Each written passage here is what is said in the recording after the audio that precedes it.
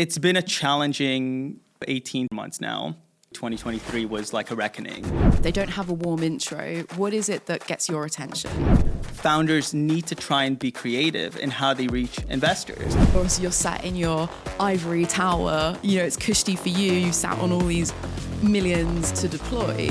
Look, I think many people kind of like immediately put the blame on VCs. I also don't think all VCs are created equal. Black Mirror. 100%, yeah. There's a lot of fear, there's a lot of concern. I think a lot of it is justified. I think things are moving so quickly right now, and there's just a lot of unknowns. We're already connected to technology, but could we actually shift the way we're connected and have it be like a bigger part of us, but less distracting part of us? It was sheer traction. You just saw it in the numbers. The founders I tend to get most excited about have... Welcome to another weekly episode of Strategy and Tragedy, the show that spotlights the highs and lows of starting, scaling, and even exiting your own business.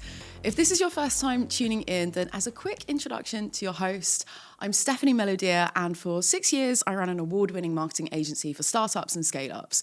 Over that time, we worked with over 100 founders and their scaling teams, which of course put me in a privileged position of hearing everyone's stories, including their trials and tribulations. Little did they know that they were all experiencing the same challenges.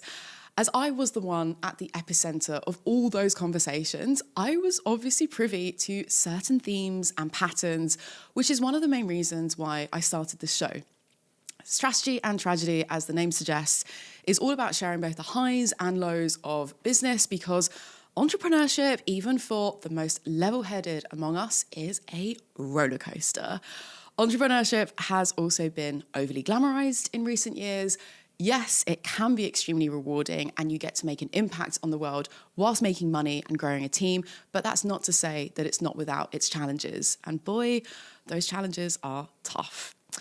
We've also experienced seismic shifts over the past decade, not only in our startup ecosystem, since that term was first coined in Silicon Valley, but in the world at large. I mean, we literally had a global pandemic, banks collapse, wars break out. You cannot make this stuff up, but you already know that. So it's with this backdrop that I started the show, to share with you the most important lessons learned and practical, actionable tips from entrepreneurs, investors, and subject matter experts telling it how it is, to help you in your business journey too. Yes, you're a trailblazer, but it doesn't mean you have to make the same mistakes that many others have done before you. To hear more about the philosophy behind Strategy and Tragedy, I strongly recommend you bookmark episode 0, which says start here, to listen to straight after this episode. It's only 6 minutes long, and at double speed, it means it's only 3 minutes of context for you. With all that being said, I am so excited to get on with this show and interview my next guest. Ziv Reichert, a partner at LocalGlobe, the early stage VC firm behind the likes of Citymapper, Wise, and Zoopla. Ziv, welcome to the show. Good to be here. Thank you. So I'd love to kick off with a proper introduction. So I mentioned that you're a partner at LocalGlobe. Tell us what that actually means. What do you do at LocalGlobe? Yeah, so look, essentially what I do as a partner in the investment team is, try and source really compelling opportunities. And then, when I assess kind of like an ocean of opportunities, really decide what we want to pick and actually back. And post-investment, really work with those teams to help them build, the generational companies of the next decade. So it means really kind of like meeting as many companies as we can, building relationships with founders, and then ultimately kind of like backing them on the journey that, is going to be kind of decade plus and kind of the years ahead. And getting through those doors is on the top of everyone's minds at the moment. It feels like it's harder than ever before to get through the doors, especially at a top VC firm like LocalGlobe. So what's your kind of take on how difficult it's been to get fundraising for founders these days? Look, I mean, it's been a challenging 12, 18, 24 months now. I think post kind of like 2020, 2021, I think 2022, 2023 was like a reckoning. And I think we're still kind of like working our way through that. Look, I think getting through the door into kind of like a meeting with a venture hasn't changed that much. I think, building relationships with people who know the investors or the investors themselves tends to play dividends. And I think, VCs tend to meet people who kind of like proactively try to get to them. That doesn't mean we don't kind of like reply to cold emails, but ultimately when you have hundreds and hundreds of inbound messages, every week, you have to just kind of like make a choice. Like, how do you prioritize who you actually engage with? And so let's stick with that for a sec. Sorry. So tip for founders is like be persistent, like definitely make that proactive like outreach, but how can they get a response if they send you a cold email, if they don't have a warm intro? What is it that gets your attention? Look, I think many people kind of like immediately put the blame on VCs. Like, why don't you respond to every like email that you get, every like message that you get on LinkedIn? The reality is it's virtually impossible. Maybe in a world where we'll have like AI agents that do the work on our behalf, like that will be more realistic. Could you just quickly give us an idea, like on average, how many LinkedIn messages, emails do you get in like a week? It honestly varies, but it's probably like several dozen, and I think several dozen across the team. Now, keep in mind, like you have your calendar kind of like packed back-to-back meetings with founders, and more than anything, you're there to support your own portfolio companies, and that takes the bulk of your time. And so, again, going back to what we were talking about, that doesn't mean we don't reply to cold inbound, and we read through every message that we get, but in a world of finite time, you have to make choices. And so I do think founders need to try and be creative in how they reach investors. Mm-hmm. And that's just the reality. So you can try and DM someone on LinkedIn. You can then try and DM them on X. And if that doesn't work, like go and see who is connected to that individual and try and get like a warm route in. What's been the most creative outreach that a founder's done for you that's got your attention? Look, it's a good question. Nothing comes top of mind right now, but I think being very intentional with the message that you send tends to really stick out. So I think it's very easy to discern what's a very general, broad message versus something that's been very targeted towards our firm, and more than our firm, to me specifically as an investor. So if you're keen to chat, what have I written? What have I kind of like shown interest in that, leads you to believe that you're will lead me to believe you're kind of building something that's exciting and, like want me to kind of jump on a call. It's like job hunting, isn't it? Like if you tailor the cover letter, if you've done your research on the company, like you're obviously going to stand out more than other applicants. I think that's right. Look, I think the main point I think is important to just bring across is that you often just hear people blaming investors for not responding to every message. And I think that's just like wishful thinking. And that's not to say we don't want to. It's just virtually impossible. And so just be creative. I think that's like a really important thing to emphasize. It's so funny. It's just making me smile so much because I don't know, like we all need someone to blame. It's so frustrating. It's so tough sometimes. And I think there's something there with the power dynamic with, the people who have got the money, like the money men. Yeah. It's almost like, well, you're sat in your ivory tower, it's cushy for you. You sat on all these millions, hundreds of millions to deploy. So it's just that kind of it's true. Shaking the fist at someone, and the people who've got the money are the easy targets, aren't they? Yeah. Does that bother you then, like on a personal level? Does that get to you? Do you want to change that narrative? The power dynamics of venture, I guess more just, looking to blame, like it's easy to blame VCs. Look, I think it's kind of like part of it. I don't think we need to change it. I also don't think all VCs are created equal. I've not been in the kind of seat of a founder, and I know that having spoken with many founders, I have a lot of founder friends. I work with many, it's not easy. And not all VCs treat founders in a very amicable way.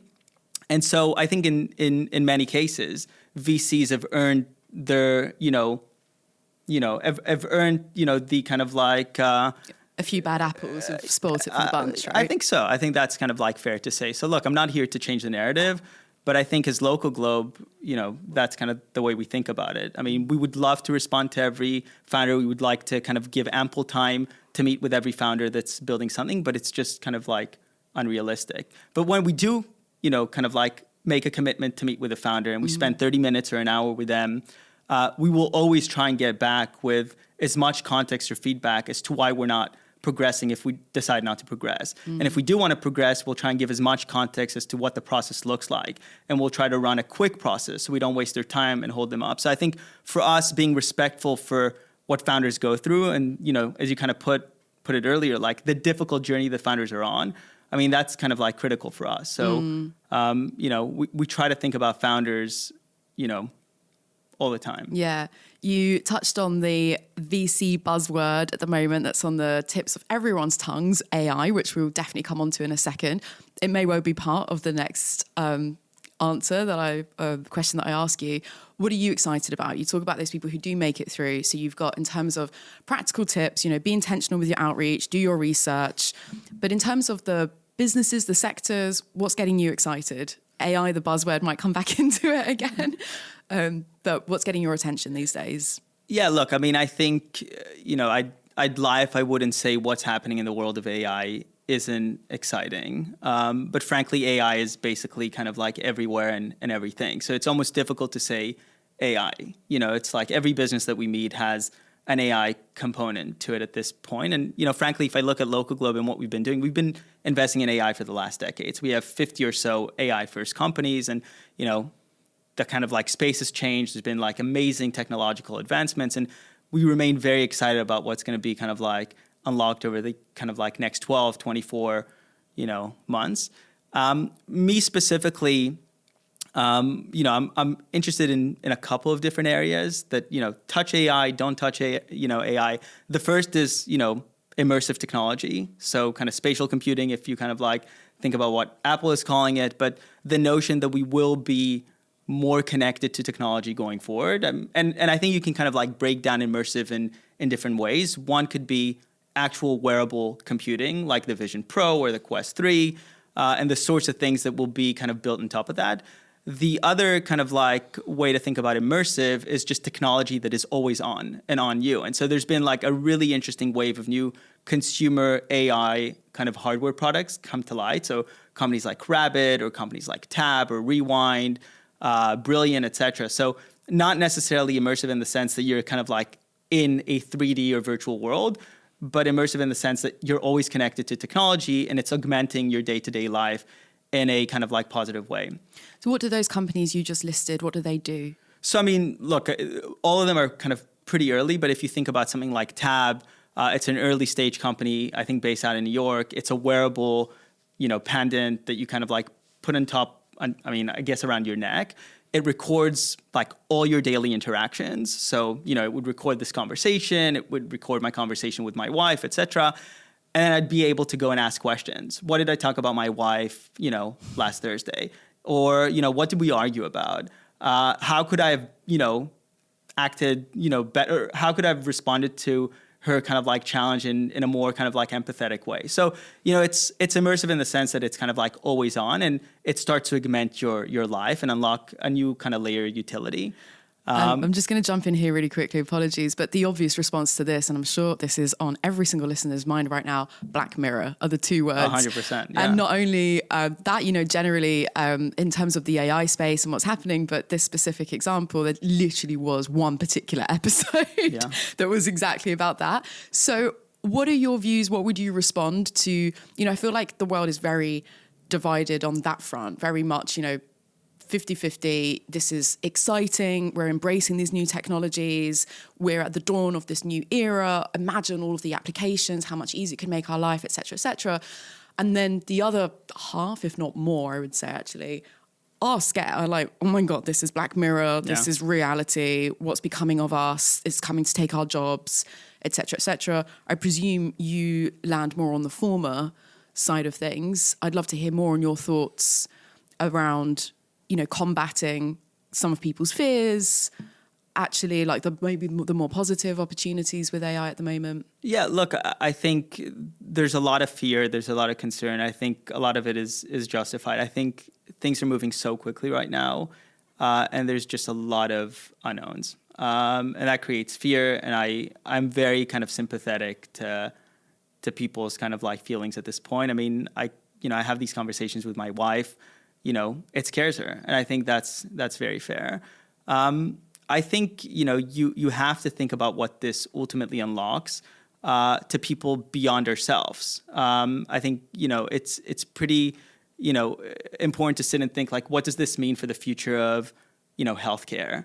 Or what does this mean for the future of, the democratization of education? I mean, one of the companies that I work with at LocalGlobe is a business called Fundamate, which is based out in South Africa, and they've been building LLM-powered tutors over the last 3 years. So initially kind of on top of GPT-2, then on top of BERT, and they've scaled to 3.5 million users now, really trying to democratize access to high-quality teaching across the world's emerging markets. And so it's very kind of like convenient and easy to sit here and say, like, I don't want this to kind of like become the norm or the default, or this is going to take. But the reality is, like, there's many people in the world that don't have like good access to, preventative healthcare or like high quality access to or kind of like access to high quality education. I do think we're shifting to a world where there will be abundance of high quality whatever.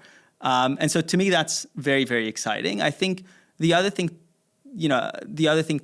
that one needs to note is, if we go back to the conversation on some of these new hardware products, whether it's kind of like Tab or Rewind or kind of like Rabbit, I think there may very well be a shift in the form factor of the kind of mobile device we've grown accustomed to over the last 10 to 15 years, which is like the smartphone, which is like a 6-inch device that, by the way, is wearable. We are holding our phones like the entire day. We're like on it all the time. And so I think there may very well be a world in which we shift to something that's more wearable, whether it's kind of like smart glasses or like wearable watches, whatever, that actually limits the amount of time we interact with screens. And we are actually more present and engaged in the moment. And to me, that's exciting. And so it's not really about, we're going to be like we're already connected to technology. But could we actually shift the way we're kind of connected to technology and have it be like a bigger part of us, but less distracting part of us, which I think is certainly the case. And so I guess kind of like a quick shift to your question, about the areas I'm excited about, like immersive tech is one area, technical or technological detox is another, because I'm very mindful of the fact that most of us are now like total junkies. And, I'll be the first to raise my hand and say, I'm one. Yeah. It's kind of like those ads in the 40s, 50s for smoking, right? And you'd have these campaigns of how it's like good for your health and so glamorized. And then you look back, you're like, oh my God, I wonder if the same sort of thing would happen now with our phones, with technology. People look back and be like, oh my God, they spent all these hours with these devices in their hands, glued to their eyes, glued to the screens.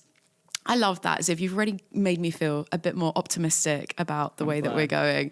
So you mentioned Tab, Rewind, Rabbit. I presume these aren't part of the LocalGlobe portfolio. No. They're just brands you admire. What companies in the portfolio are you excited about? Do you have any favorites?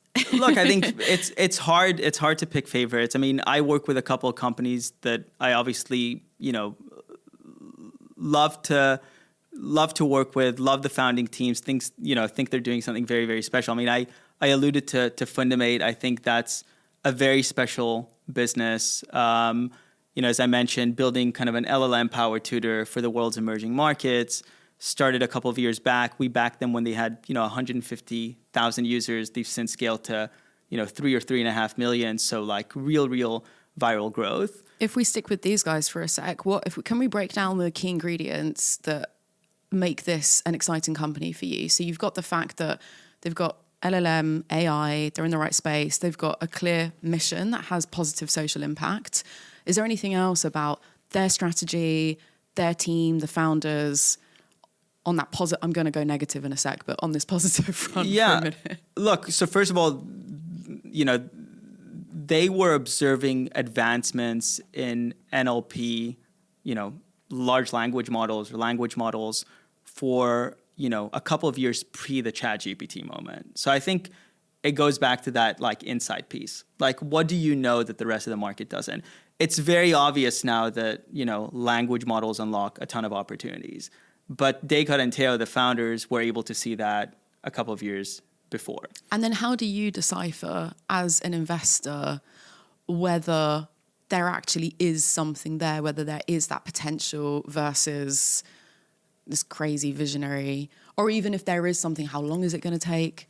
Because it's that whole crystal ball that you need as an investor to back these innovative companies. Yeah, look, I think it's a good question. I think it's dependent on the sort of business. I think in the case of Fundamate, it was sheer traction. You just saw it in the numbers. They were using, when we first met them, I think GPT-2 or BERT, but, like people were just like using the product. They were engaged, heavily engaged, and they were sharing it nonstop. And so you'd see all growth was organic. So look, I think not every company that we meet at the early stages shows this level of traction, but with Fundamate, it was very clear that they were onto something. And it was very clear, speaking with people working in the field of AI, that language models were going to get better and better. And so if you look at that level of engagement with, BERT, and you're like, okay, what's going to happen in like a year or 2 years or 3 years? You're like, okay, this could be really, really exciting. And what happened is, ChatGPT launched, and then GPT-4 came out, and then Gemini, et cetera. And so the product has been able to ride on these huge technical advances. And I think it's really kind of like day one. So again, it was like a mix of insight that was really ahead of the market. And so look, we meet a lot of companies in the education space looking to do similar things, but all of them have started over the last 6 to 12 months. And by the way, like I'm sure many of them are going to be able to build really compelling businesses. But what attracted me here was learning something that was totally, totally new, at least new to me. So these guys were ahead of the curve a few years ago. And are you saying now these other AI startups in the past 6 months are kind of behind the curve? I wouldn't say behind the curves. I just think it's more obvious. It's more obvious that the opportunity exists. And again, like the market is still largely up for grabs. Like the race is on. No one knows who's going to win. There's probably going to be multiple big players emerge in kind of the education space, including some of the incumbents. But what really attracted me here was the fact that they were able to see that ahead of everyone else. And frankly, we didn't know ChatGPT is going to get released like 2 years after our investment, and it did. And so that was really compelling. The other thing is just the founder story. And I think it always comes down to the founder story. I think, when we invest at companies at the early stages with LocalGlobe, we look for, frankly, two things. It's like, is it an interesting market, and do we think there's an opportunity to build a venture scale business? And B, and that's where we spend the bulk of our time, do we think this is the team to actually do it? Deliver on that. And so, if I go back to the Fundamate example, Descartes and Theo, both, super young, first-time, hungry founders. Descartes came from literally a village in the northern part of South Africa. 70 kids in a school. Teacher showed up 50% of the time.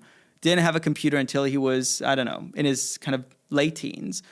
Managed to kind of like get some money together, buy a secondhand or build a secondhand computer, graduated top of his class, got into the University of Cape Town, first one in the history of the school, studied computer science, and then met Theo, who was an economic grad that was studying, literacy or illiteracy rates across the country.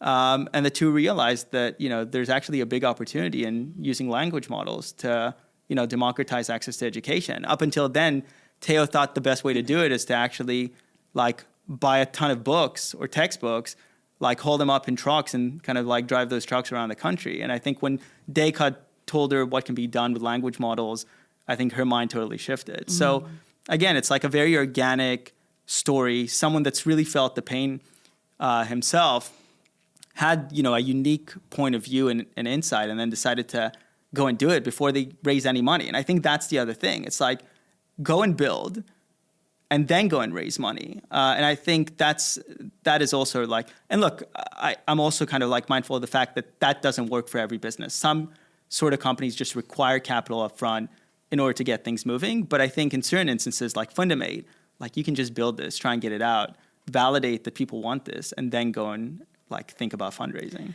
Each of those co-founders sound like such inspirational individuals in their own right, but you bring them together and it's this peanut butter and chocolate combination that just sounds unstoppable. I can feel your excitement. This company sounds amazing, so I definitely want to check them out as well. Quick one, I need to tell you a bit about Patreon. If you haven't heard of it before, Patreon is the creator platform that enables people like you to support podcasters like me. I actually studied art history for all of 5 minutes, which is where the whole idea of patronage, aka financially supporting artists, comes from. Kings and queens would commission artists to create paintings to adorn their castle walls.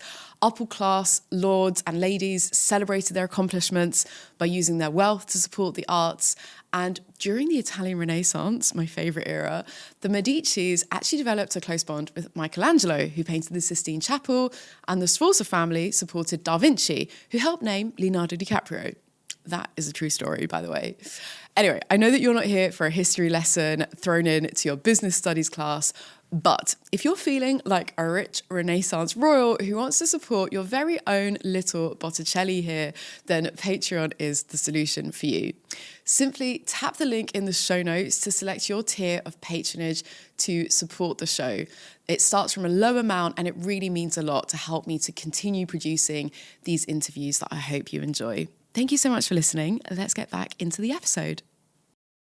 Coming back on your point around, obvious, these startups that are emerging now, AI is such a buzzword. Like, as an investor with that crystal ball mindset, what do you read, listen to, follow that helps foster more of that future thinking mindset? Like, how do you train your brain to be able to spot those opportunities that are ahead of the curve before they become obvious to everyone else? Look, I think it's a good question. I mean, I probably spend way too much time on X. But look, I think X has done a very good job at feeding really interesting, content to me. So I owe a lot to X, when it comes to kind of staying on top of things. Are there particular followers that... Look, I think it's like a mix of founders working in the world of tech, a mix of investors, personalities. Honestly, at this point, I follow, 4,000 or 5,000 people. And so it tends to be just a really, really good stream of information. How much time do you spend on X on average, daily, weekly? Probably 30 minutes to 45 minutes a day. And is it just kind of exposing yourself to what people are talking about? Yeah, I think it's exposure to what, people are talking about. And, if people are sharing interesting links, I'll go in and dive in. So look, I mean, the reality is, I spend a lot of time on X. I subscribe to a couple of kind of newsletters, whether it's kind of Ben Thompson's of the world to kind of keep on top of what's happening in the world of kind of big tech. But yeah, it tends to be kind of social media. And then I think, honestly, it's pretty important to stay close to what younger generations are, finding interesting. And so I spend time on TikTok and I'll spend time on Reels and I'll kind of try and dip in and out of the new kind of social product that is kind of getting hot at any given point in time, because I think it lends itself well to kind of keeping your mind fresh. And if you really want to back the future, you want to back companies that are going to be, effectively be building products for, people that are now 10, 12, 15 years old. So do you know any young people yourself personally? Do you have any direct exposure beyond TikTok to see what's trendy these days? Unfortunately not. Yeah, me neither. That's why I ask you. No, but look, I think it's a good point, and I think it's a really important, it's an important thing to have access to. Beyond my daughter, who's 15 months old, not really. And so you got quite a huge range. You got 15 months, or quite a bit older than that. But look, I mean, that's definitely one of the things that keeps me somewhat paranoid. It's being disconnected from what is actually relevant at any given point in time. Yeah. And I do think that if you're not plugged into a younger community, you have the risk of losing that. Exactly. Kind of I definitely started noticing that when you come across these new terms and music, and there's so many different points in just your day-to-day life where you're I don't even know, what's number one at the moment. You have just these little moments in your life where you're I'm getting old. This happens to all of us. Definitely. It's really funny because my partner's just started his PhD, and he's an avid listener of the show, so shout out to him. And he always comes home and tells me about how the other PhD students are 10 years younger than him, and it's his first exposure of people of that kind of generation. And it's just, as an investor, linking it all back to having a hand in what is on people's minds, what are people interested in, what are they talking about, as I said, beyond TikTok. All right, cool. So moving on a little bit, I wanted to come back to, you mentioned one of the exciting ingredients for, was it Fundame? Is that how you pronounce them? Yeah. You were saying that they were showing organic signs of early traction. So that was a validation point for you early on. I was going to double click on what you look for, those validation points. So I'd love to hear a little bit more of a checklist of like, you know, organic growth, like really specific metrics that's really clear to any founders listening to this. But then also I'd love to get into the post-investment, your portfolio companies at LocalGlobe. I'm sorry, so this is a double part answer. So I want to do a quick kind of checklist on the early signs of organic growth. And then I really want to hear about moments, discoveries, results that indicate that portfolio companies are like really on this hockey stick upwards trajectory. So there's kind of like a similar question, but for different stages of the business, if that makes sense. Yeah, look, I think it's slightly trickier to put out a checklist, at least for me working at LocalGlobe, because we're a generalist fund investing very early. And so, you know, it's very hard to apply kind of like a broad or blanket checklist, you know, for a company that might be building in consumer to a company that might be building in bio. Because fundamentally you'll be looking at somewhat different things. And I think ultimately it goes back to what I was saying earlier. The two things we really, really look for are markets and absolutely exceptional outlier founders. And so on the market side, you know, we really want to understand, or we need to believe that there is a venture potential. Like a big enough company can be built within the space, maybe not today, but maybe over the next 5-10 years, because the market will expand, that will, you know, justify us making an investment. So that's the first thing. And again, we'll kind of like do, you know, various work to kind of like get to that kind of like level, well, to get to conviction on that. And then on the founder piece, it's really trying to ask ourselves if we think this is the team to win. And again, it's kind of like thinking through the fit between the problem space and the founder's background, experience, unique insights, etc. But honestly, we spend like 95% of our time on market and team. And look, when there is traction, then we obviously lean into that as, you know, an additional point of validation. And that point of validation, you know, might mean the team can execute. It might mean that, I don't know, there's a lot. So look, I don't know if that answers the question, but it's very hard to apply a checklist.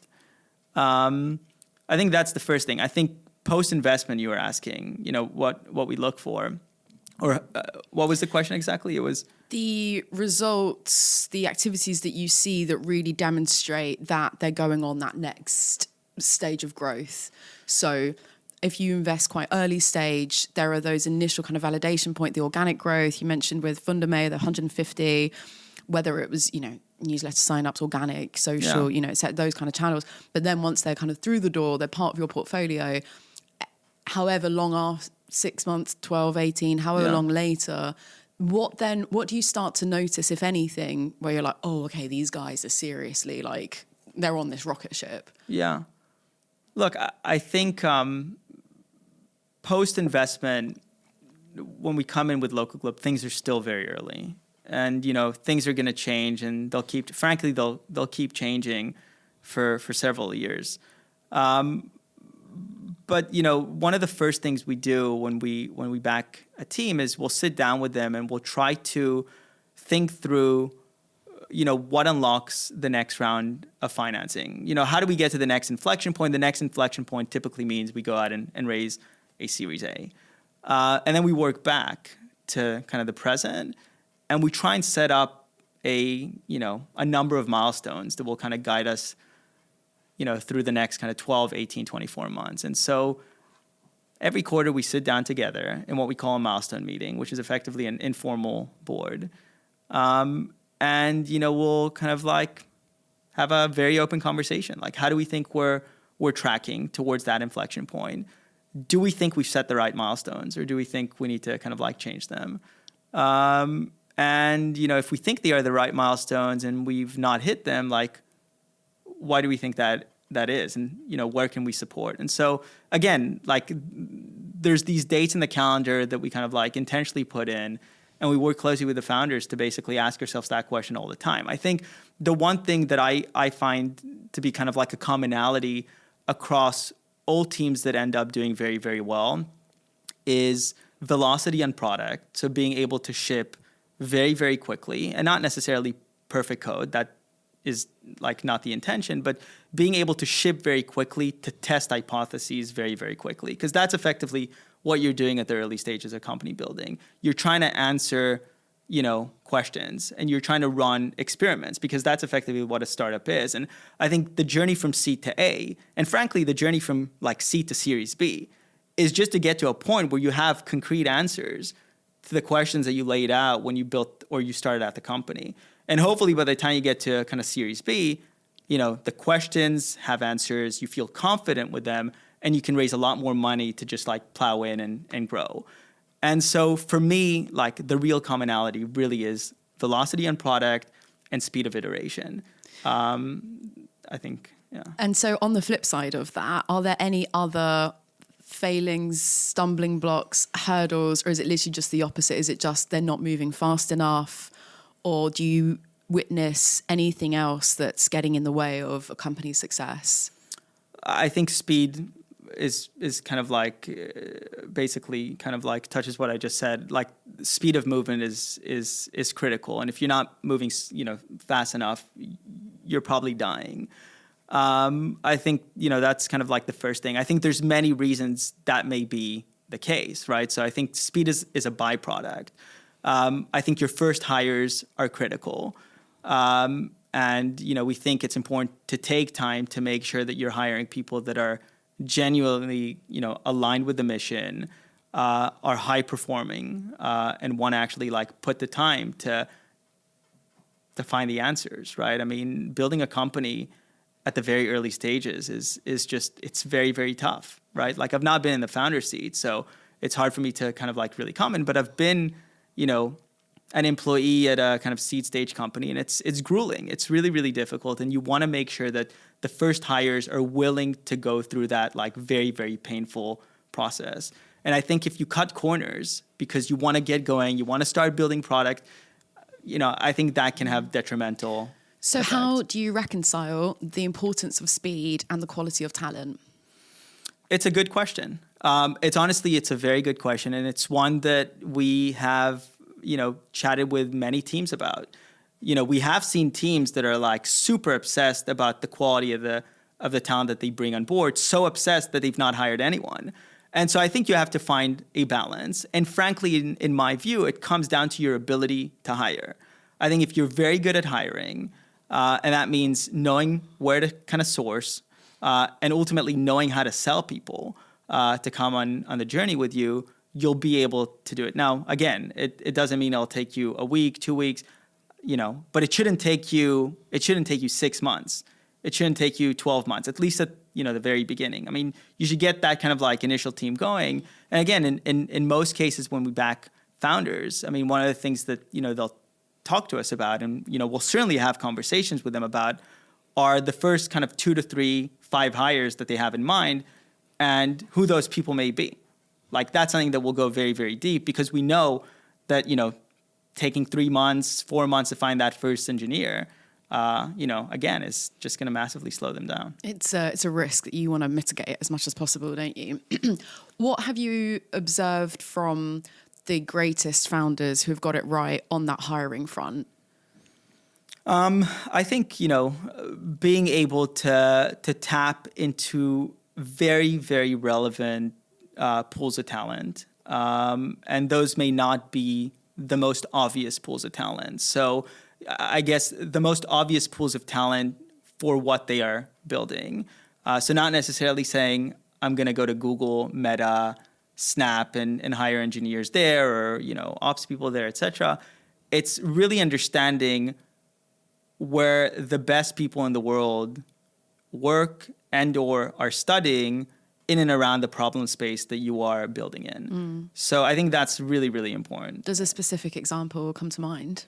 Look, I mean, I think, I spent some time with an AI company, like AI infrastructure company, last year. And they were very intentional about going to the best research institutions in the UK within their kind of like specific field, which happened to have been the University of Edinburgh and the University of Glasgow, which are phenomenal institutions for AI. But, I think a lot of founders wouldn't immediately think about them. They'll think about, Cambridge and Oxford, and Oxford and Imperial. And so I think it's just really important to like think about what you're building, think about like the challenges, I think the technical challenges that you might need to overcome. And again, that's not relevant for every company, but for more technical businesses. And then try to think through like the pools of talent or the areas where the talent that is kind of like most closely linked to that problem space currently kind of like works at or studies at.